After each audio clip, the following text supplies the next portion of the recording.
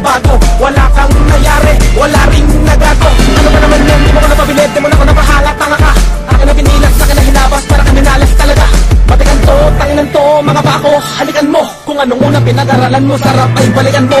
Bobo, marahil ngay nagtatanong ka na ngayon kung bakit tagumpay ang aking kapit at sa'yo ay puro laing bakit. Ba naman kasi nagpipilit ka pa, kahit na alam kung mga tira mo'y meron ka ba? Meron ka bang pag-asa na kami mapatumba? Di ba lahat ng nakasama mo kami sinasamba, nangangamba?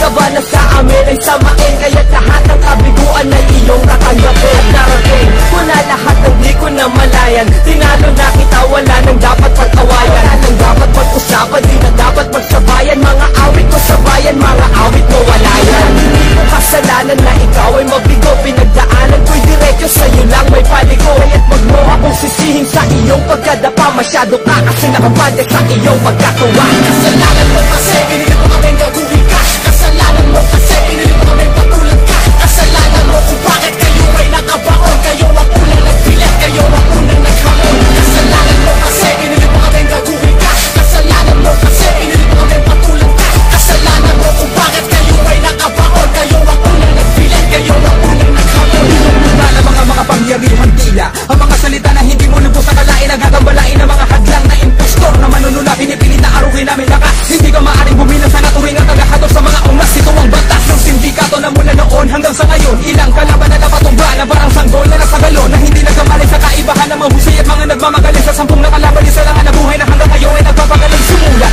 ng mga salitang sumukat sa kakayahang gumulat. Kakaibang paghawi sa kalaban, tiyak ang sugat na hindi mo maaaring hindi indahin ng mga sakit. Kahit na sabihin mo kaya pa rin, pero ang totoo sila ay galit. At bakit pinipilit na dapat ang kahit pangalan nila ay di nila alam? Ganyan na mahirap pag ang kalaban mo bilang anak mo. Mamahal sana kung bakit di ka makaahon sa pagkalubog, kundi ka ba naman tanga, bumangga ka sa mga matunog. Ito na naman ang manilimita ng mga binugaman na puro balya na kayo'y binitaw ng mga militar sa mga baratan ay magbababala ng mga kalaban na bigla nawala. Kasi nilipin ko sa pagkadura, mga nilubog ko sa pagkadapa, mga binaong ko sa pagdarapa. Habang debati at namati ang ungas sa pagbalansi ng mga letra kung tagos, tapos makikipagrebanse pagkatapos kong ibase ang mga hatol ko sa klase ng katulad yung bagsak kapag ako na ang nagklase. Di ko na sana papansinin itong isang mukhang abnormal, di normal ang pagkatao at pinanganak na animal. Ang utak ay pipino, pisak at napipino, mahilig sa banyaga, di ka dapat Pilipino. Sinimula ko sa pabilisan, maaabutan mo kaya ang mga salita ko na para sa'yo, pagsasabungin pa kaya pasasabugin ko na lang na parang bomba sa Iraq.